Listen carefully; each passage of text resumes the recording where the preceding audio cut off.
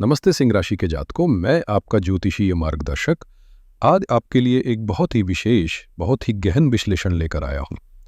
आज हम किसी सामान्य साप्ताहिक या मासिक राशिफल की बात नहीं करेंगे। आज हम समय के उस विशाल कैनवास को देखेंगे जो आपके जीवन की दिशा को बदलने की क्षमता रखता है। हम बात करेंगे 27 अक्टूबर से लेकर 7 दिसंबर 2025 तक की अवधि के बारे में। ये समय आपके लिए केवल 40 दिनों का एक छोटा सा खंड नहीं है, बल्कि ये आपके जीवन की नींव को हिलाने और फिर उसे फौलाद की तरह मजबूत बनाने का एक ब्रह्मांडीय अवसर है। ये वीडियो आपके लिए एक पथ प्रदर्शक है, एक गहन मार्गदर्शिका है जो आपको इस शक्तिशाली ऊर्जा के सागर में सही दिशा में नाव चलाना सिखाएगी। इस विश्लेषण में हम हर परत को धीरे धीरे खोलेंगे। हम समझेंगे कि ये विशेष शक्ति वास्तव में क्या है, इसका ज्योतिषीय और आध्यात्मिक स्रोत क्या है। इस अद्भुत ऊर्जा को आप अपने जीवन के हर महत्वपूर्ण क्षेत्र में, चाहे वो आपका कार्यक्षेत्र हो, आपकी आर्थिक स्थिति हो, आपका घर परिवार हो या आपके सबसे करीबी रिश्ते हों, उनमें इस शक्ति को इस्तेमाल कैसे करना है और सबसे महत्वपूर्ण, इस प्रचंड ऊर्जा के साथ आने वाली चुनौतियों और सावधानियों से कैसे बचना है। इसलिए मैं आपसे अनुरोध करता हूं कि आप अपना पूरा ध्यान और समय इस वीडियो को दें। इसे अंत तक ध्यान से देखिएगा, क्योंकि हर एक मिनट में दी गई जानकारी आपके आने वाले कल को एक नई और बेहतर दिशा दे सकती है। तो चलिए अपनी इस गहन यात्रा की शुरुआत करते हैं और सबसे पहले उस सबसे बड़े ग्रह गोचर को समझते हैं जो इस पूरी अवधि की भव्य इमारत की नींव है। इस समय काल का जो महानायक है, जो मुख्य पात्र है, वो है ग्रहों का सेनापति मंगल ग्रह। अपने कैलेंडर में या अपने मन में एक तारीख को सुनहरे अक्षरों से अंकित कर लीजिए, 27 अक्टूबर 2025। ये वो दिन है जब ग्रहों के सेनापति, ऊर्जा, साहस, पराक्रम और भूमि के कारक मंगलदेव तुला राशि की संतुलनकारी ऊर्जा से निकलकर अपनी स्वयं की राशि, अपनी मूल त्रिकोण राशि वृश्चिक राशि में प्रवेश करेंगे और वो यहां पर पूरे 40 दिनों तक यानी 7 दिसंबर तक विराजमान रहेंगे। अब आपके मन में ये प्रश्न उतना स्वाभाविक है कि इसमें इतना असाधारण क्या है? मंगल तो हर 45 दिन में राशि बदलते ही हैं। इसे समझने के लिए हमें ज्योतिष की कुछ गहराइयों में उतरना होगा। पहली और सबसे महत्वपूर्ण बात, मंगल का अपनी ही राशि में होना। ज्योतिष का एक स्वर्णिम नियम है कि जब भी कोई ग्रह अपनी ही राशि में यानी अपने ही घर में आता है तो वो अत्यंत बलवान, सहज और शक्तिशाली हो जाता है। आप इस बात की कल्पना कीजिए, जब आप दुनिया में कहीं भी घूमकर अपने घर वापस आते हैं तो आपको जो सुकून, जो अधिकार और जो शक्ति महसूस होती है, वैसी कहीं और नहीं होती। ठीक वैसे ही मंगल यहां अपनी 100% शक्ति के साथ बिना किसी बाधा के आपको परिणाम देने के लिए तैयार है। इस स्थिति को स्वराशि होना कहते हैं। दूसरी और सबसे गहरी बात, ये गोचर सिंह राशि के लिए हो कहाँ रहा है? ये हो रहा है आपके चतुर्थ भाव में, कुंडली का चौथा घर, जिसे हम सुख स्थान भी कहते हैं। ये घर क्या है? ये सिर्फ ईंट पत्थर का बना मकान नहीं है। ये आपके मन की शांति का घर है। ये आपकी आंतरिक सुरक्षा और भावनात्मक स्थिरता का केंद्र है। ये आपकी माता का घर है, जिनके आशीर्वाद से जीवन की नींव मजबूत होती है। ये आपके भौतिक सुखों का घर है। आपका आलीशान मकान, आपकी जमीन जायदाद, आपकी सपनों की गाड़ी, ये सब चौथे घर से ही देखा जाता है। ये आपकी जड़ें हैं, आपका मूल है। तो अब आप कल्पना कीजिए, आपके सुख स्थान का मालिक ग्रह खुद अपनी पूरी शक्ति के साथ अपने ही घर में आकर बैठ गया है। इसका सीधा सा मतलब है वो अपने घर को सुधारेगा, उसे सजाएगा, उसे आलीशान बनाएगा और उसकी हर कमी को पूरा करेगा। लेकिन सिंह राशि वालों, ब्रह्मांड की योजना इससे कहीं ज्यादा भव्य है। चित्र अभी बाकी है। सिंह राशि के लिए मंगल सिर्फ चतुर्थ भाव यानी सुख स्थान के स्वामी नहीं है, वो आपके नवम भाव यानी भाग्य भाव के भी स्वामी हैं। अब इस दिव्य संबंध की गहराई को समझिए। वैदिक ज्योतिष में कुंडली के 1, 4, 7, 10 घरों को केंद्र कहा जाता है। ये आपकी कुंडली के 4 स्तंभ हैं जो जीवन को स्थिरता देते हैं, और 5, 9 घरों को त्रिकोण कहा जाता है जो अत्यंत शुभ होते हैं और जिन्हें लक्ष्मी और विष्णु का स्थान माना जाता है। ये ईश्वरीय कृपा का स्थान है आपके लिए। मंगल एक केंद्र और एक त्रिकोण दोनों के मालिक है, और इसी वजह से ये आपके लिए एक योग कारक ग्रह हैं। योग कारक का अर्थ है आपके जीवन में सबसे सकारात्मक और शुभ योग बनाने वाला ग्रह। अब देखिए चमत्कार क्या हो रहा है। यही आपका सबसे शुभ योग कारक ग्रह, जो आपके भाग्य का स्वामी है, वो आकर आपके सुख के केंद्र घर में बैठ गया है। और ज्योतिष का एक महानतम नियम है कि जब भी त्रिकोण का स्वामी केंद्र में बैठता है तो केंद्र त्रिकोण राजयोग का निर्माण होता है। यह कोई साधारण योग नहीं है, यह राजयोग है, यानी राजा के समान सुख, अधिकार, सफलता और स्थिरता देने वाला योग। और इतना ही नहीं, मंगल का अपनी ही राशि में केंद्र में बैठना रोचक योग नामक पंच महापुरुष राजयोग भी बना रहा है। यह महान योग व्यक्ति को भूमि, भवन, संपत्ति और अपने साहस से अकल्पनीय जीत दिलाता है। तो ये एक डबल राजयोग का समय है। ये उस शनि की ढैया की वजह से जो आपके काम रुके पड़े थे, जो मन में एक निराशा और ठहराव आ गया था, उसे तोड़ने के लिए एक विशेष ब्रह्मांडीय शक्ति बनकर आया है। और इस सुनहरी यात्रा में मंगल अकेले नहीं होंगे। बुद्धि और व्यापार के कारक बुध ग्रह भी उनके साथ चतुर्थ भाव में रहेंगे। 16 नवंबर को तो आपके राशि स्वामी ग्रहों के राजा सूर्य भी अपनी नीच राशि से निकलकर यहीं आ जाएंगे। और 26 नवंबर को धन और वैभव की देवी शुक्र भी आकर मिलेंगी। मतलब आपके सुख स्थान में ग्रहों का एक ऐसा मेला लगेगा जो इस अवधि में आपको अप्रत्याशित परिणाम देगा। अब जब आपने इस समय की इस बड़ी और शक्तिशाली तस्वीर को समझ लिया है, तो चलिए अब जीवन के हर क्षेत्र पर इसके प्रभाव को और भी विस्तार से और भी धीरे धीरे समझते हैं। सबसे पहले बात करते हैं संपत्ति, वाहन और घर के माहौल की। इस अवधि का सबसे बड़ा और सबसे स्पष्ट सकारात्मक प्रभाव आपको इसी क्षेत्र में दिखाई देगा, क्योंकि सारी दिव्य ऊर्जा आपके चतुर्थ भाव में ही केंद्रित है। अगर आप एक नया घर खरीदने का सपना देख रहे थे और लोन या पैसों की वजह से बात अटकी हुई थी, तो ये समय किसी चमत्कार की तरह काम करेगा। ऋण हेतु किया गया आवेदन स्वीकृत हो सकता है। आपको अपनी पसंद का घर मिल सकता है। अगर आप किसी संपत्ति की रजिस्ट्री के लिए महीनों या सालों से इंतजार कर रहे थे, तो अब वो काम बन सकता है। कानूनी अड़चनें दूर होंगी। जो लोग अपने पुराने घर को तोड़कर नया बनाने का सोच रहे थे या घर में कोई बड़ा नवीनीकरण करवाना चाहते थे, तो नींव रखने या काम शुरू करने का ये सबसे शुभ समय है। नई गाड़ी, नया वाहन खरीदने के इतने प्रबल योग बन रहे हैं कि हो सकता है आप सुबह घर से कुछ और सोचकर निकलें और शाम को एक नई गाड़ी के साथ घर वापस आएं। यदि कोई जमीनी विवाद, पारिवारिक संपत्ति का बंटवारा या कोई कागजी कार्यवाही अटकी हुई थी, तो अब उसमें अचानक से तेजी आएगी और फैसला आपके पक्ष में हल होने की पूरी संभावना है।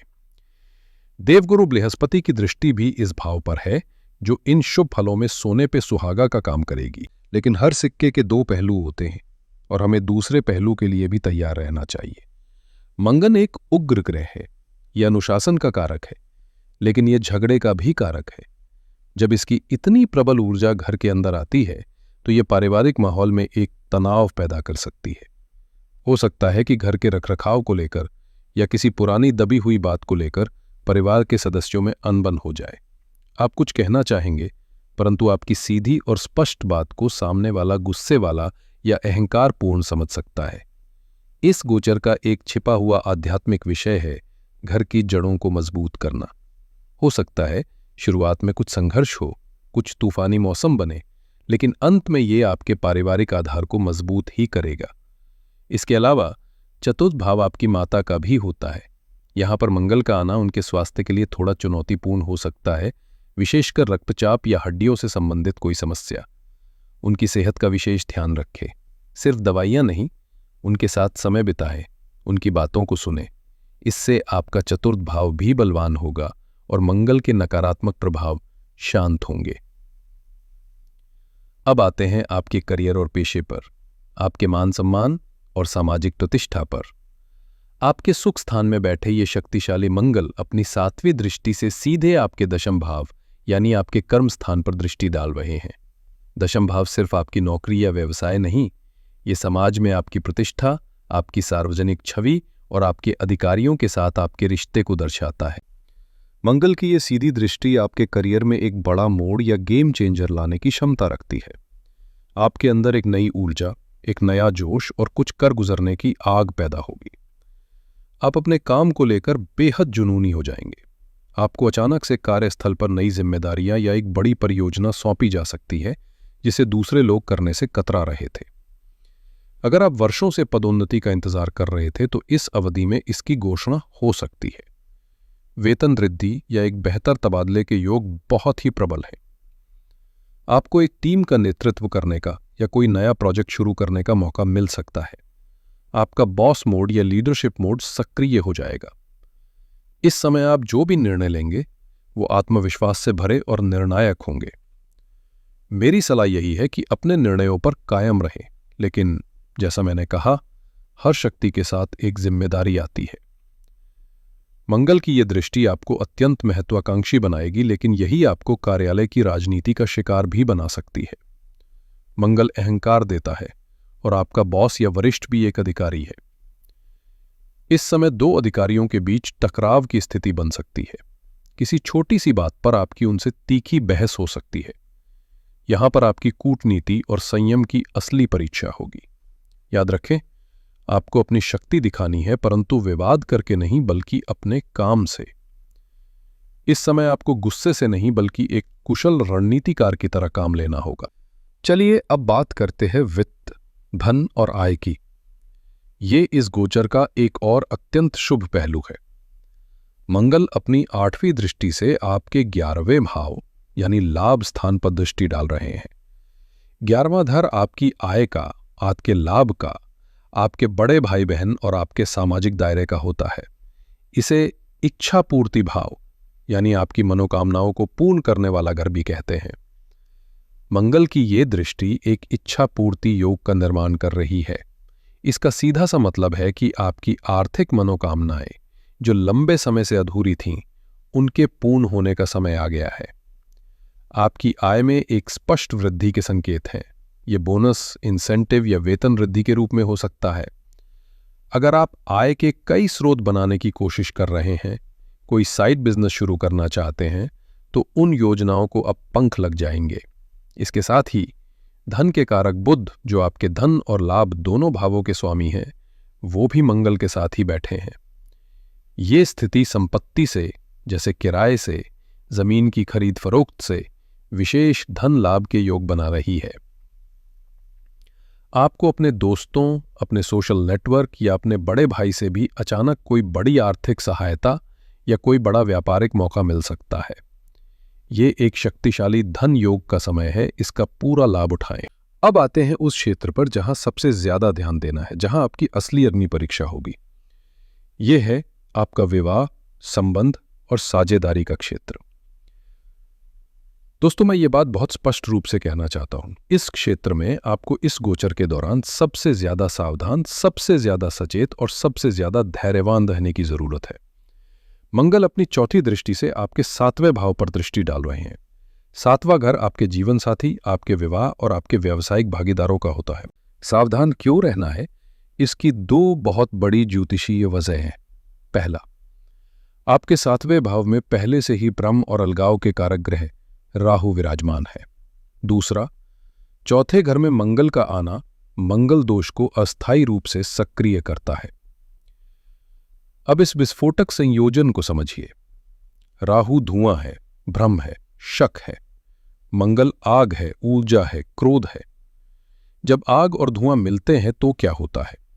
दम घुटता है, सच दिखना बंद हो जाता है और गलतफहमी की एक मोटी दीवार खड़ी हो जाती है।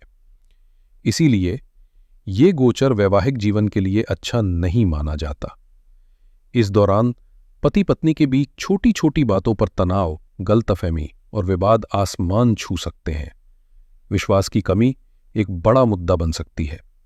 आपकी भावनाएं बहुत ज्यादा प्रबल रहेंगी और आपको ऐसा महसूस हो सकता है कि आपका साथी आपकी भावनाओं को, आपके त्याग को नहीं समझ रहा। कुछ मामलों में रिश्ते से बाहर किसी तीसरे व्यक्ति का हस्तक्षेप या आकर्षण भी समस्या पैदा कर सकता है। यही बात व्यावसायिक भागीदारों पर भी लागू होती है। उनके साथ भी छोटी सी बात पर बड़ा विवाद होने की पूरी संभावना है। इस समय शांति, धैर्य और खुला संवाद ही आपका एकमात्र बचाव है। अब चर्चा करते हैं आपके स्वास्थ्य, व्यक्तित्व और उच्च शिक्षा की। जैसा मैंने पहले बताया, 16 नवंबर तक आपके राशि स्वामी सूर्य कमजोर है, तो आपकी रोग प्रतिरोधक क्षमता थोड़ी कमजोर रह सकती है। लेकिन 16 नवंबर के बाद जैसे ही सूर्य चतुर्थ भाव में आएंगे, आपके स्वास्थ्य और आत्मविश्वास में जबरदस्त सुधार आएगा। मंगल के प्रभाव से आपके अंदर ऊर्जा का एक ज्वालामुखी होगा। मेरी सलाह है कि इस ऊर्जा को एक सही दिशा दें। व्यायामशाला जाएं, कसरत करें, दौड़ लगाएं या कोई खेल खेलें। अगर इस शक्तिशाली ऊर्जा को सही दिशा नहीं दी गई तो ये गुस्से, आक्रामकता, उच्च रक्तचाप, त्वचा पर फोड़े फुंसी और एसिडिटी जैसी समस्याओं के रूप में बाहर आएगी। छात्रों के लिए आपके 5वें भाव के स्वामी देवगुरु बृहस्पति 12वें भाव में उच्च के होकर बैठे हैं। ये स्थिति उन छात्रों के लिए किसी वरदान से कम नहीं है जो विदेश जाकर पढ़ाई करना चाहते हैं। विदेश में बसने से जुड़े कागजी काम के लिए भी समय अनुकूल है। बृहस्पति जो ज्ञान के कारक हैं, विदेश के घर से आपके मंगल को देख रहे हैं। इसका एक गूढ़ अर्थ ये है कि विदेश से जुड़कर या कोई नया ज्ञान प्राप्त करके आपकी संपत्ति और सुख में वृद्धि हो सकती है। अब मैं विशेष रूप से सिंह राशि की उन महिलाओं से बात करना चाहता हूं जो एक गृहिणी हैं, जो अपने घर की नींव है, अपने परिवार की धुरी हैं। आपके लिए ये गोचर क्या मायने रखता है?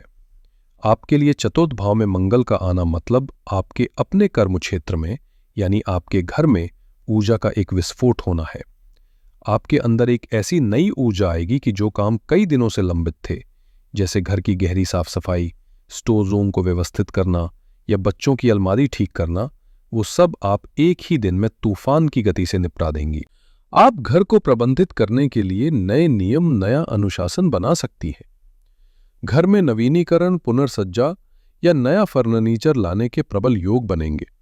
लेकिन इस ऊर्जा के दो पहलू हैं। अगर इस ऊर्जा को इन सकारात्मक कामों में नहीं लगाया तो ये निराशा और गुस्से के रूप में निकलेगी। छोटी छोटी बातों पर बच्चों पर या परिवार के अन्य सदस्यों पर गुस्सा आ सकता है। आपको ऐसा महसूस हो सकता है कि आप इतना काम कर रही हैं पर कोई आपकी कद्र नहीं कर रहा। यह शनि ध्येया और मंगल का मिला जुला प्रभाव हो सकता है। सलाह यह है कि जब भी गुस्सा आए उसे झगड़े में न बदलें बल्कि किसी काम में लगा दें। पति के साथ आपके संबंध पर भी ध्यान देना होगा। मंगल की दृष्टि आपके 7वें भाव पर है जहां राहु पहले से है। इसका असर आपके और आपके पति के रिश्ते पर पड़ सकता है। हो सकता है जब वो काम से थककर घर आए तो किसी अप्रत्याशित बात पर आप दोनों में बहस हो जाए। दोनों तरफ से अहंकार का टकराव हो सकता है। इस समय संयम और समझदारी से काम लेना बहुत जरूरी है। एक छोटी सी सावधानी रसोई घर में भी रखें। मंगल अग्नि और धार चीजों के कारक हैं। इसलिए इस पूरी अवधि में रसोई में काम करते समय आग से या चाकू कांटे से थोड़ी विशेष सावधानी बरतें। आपके लिए भी इच्छा पूर्ति के योग है। हो सकता है आप बहुत समय से घर के लिए कोई चीज जैसे वॉशिंग मशीन, माइक्रोवेव या सोफा खरीदना चाह रही थीं, तो वो इच्छा इस समय पूरी हो सकती है। तो चलिए इस पूरी विस्तार से की गई चर्चा का अब सार निकालते हैं। मुख्य बात यह है कि ये समय आपके लिए संपत्ति, जमीन, गाड़ी और करियर में अकल्पनीय जीत हासिल करने के लिए एक वरदान है। शनि ढैया की वजह से जो काम सालों से रुके हुए थे उन्हें पूरा करने की शक्ति आपको मिलेगी। आपकी आय बढ़ेगी और मनोकामनाएं पूर्ण होंगी। लेकिन इस शक्ति की एक कीमत है और वो है आपके घर की शांति और आपके वैवाहिक जीवन का संतुलन। सफलता आपको बाहर मिलेगी, लेकिन आपकी असली परीक्षा और जंग आपके घर के अंदर, आपके अपने लोगों के साथ आपके व्यवहार की होगी। कुछ खास तारीखों पर विशेष ध्यान दें।